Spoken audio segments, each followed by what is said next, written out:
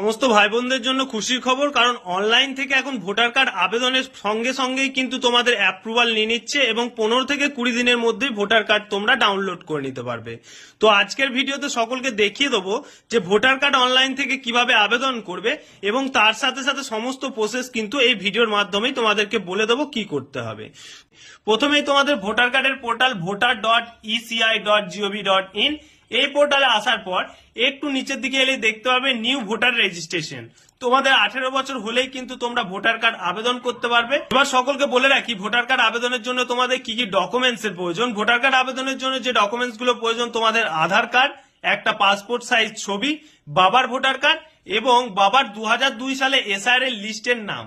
ওকে, এই ডকুমেন্টস গুলো নিয়ে তোমরা অনলাইন থেকে বাড়িতে বসেই কিন্তু ভোটার কার্ড আবেদন করতে পারবে।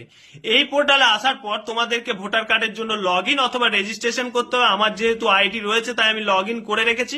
নিউ ভোটার রেজিস্ট্রেশনে আসার পর ফিল ফর্ম 6, 6 নম্বর ফর্ম তোমাদেরকে ফিল আপ করতে হবে। 6 নম্বর ফর্মটাই প্রথমেই দেখে নাও, তোমাদেরকে এখান থেকে স্টেট সিলেকশন করতে হবে, এখান থেকে ডিস্ট্রিক্ট সিলেকশন করতে হবে এবং এখান থেকে তোমাদের অ্যাসেম্বলি সিলেকশন করতে হবে।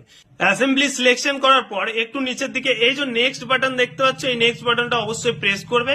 তোমরা তোমাদের নাম টাইপ করে দেবে এবং তোমার টাইটেল টাইপ করে দেবে। এখানে নাম টাইপ করলে তোমার বাংলা নামটা এখানে চলে আসবে, অবশ্যই দেখে নেবে। যদি বাংলা নামটা ভুল হয়ে যায় তো এখান থেকে কিন্তু তোমরা বাংলা নামটা কারেকশন করে নিতে পারবে। ওকে, বাংলা নাম কারেকশন হয়ে যাওয়ার পর এখান থেকে তোমরা তোমাদের একটা পাসপোর্ট সাইজের ছবি আপলোড করে দেবে।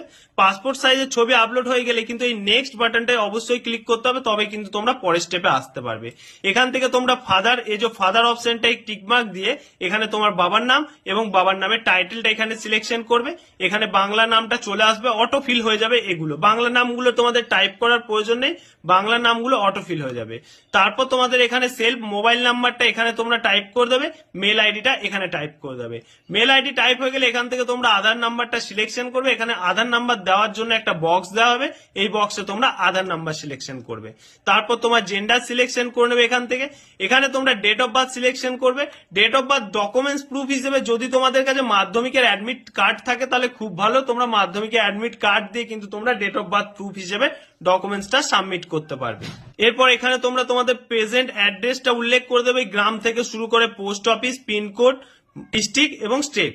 ওকে, এগুলো হয়ে যাওয়ার পর এখান থেকেও তোমাদের অ্যাড্রেস প্রুফ হিসেবে একটা ডকুমেন্টস তোমাদের আপলোড করতে হবে। এখান থেকে তোমরা আধার কার্ড দেওয়ার চেষ্টা করবে। এখান থেকে চুজ ফাইলে গিয়ে আধার কার্ডটা তোমার ফোনে অথবা ল্যাপটপে থাকলে ডকুমেন্টসটা তোমরা সিলেকশন নিয়ে নেবে। তারপর এই পোর্শনটা কিছু করার দরকার নেই। এবার এখানটা একটু ভালো করে দেখবে, এখানে তোমার নেম অফ ফ্যামিলি মেম্বার, এখানে তোমার বাবার যদি ভোটার কার্ড থাকে বাবার ভোটার কার্ড দেবে, মায়ের ভোটার কার্ড থাকলে মায়ের ভোটার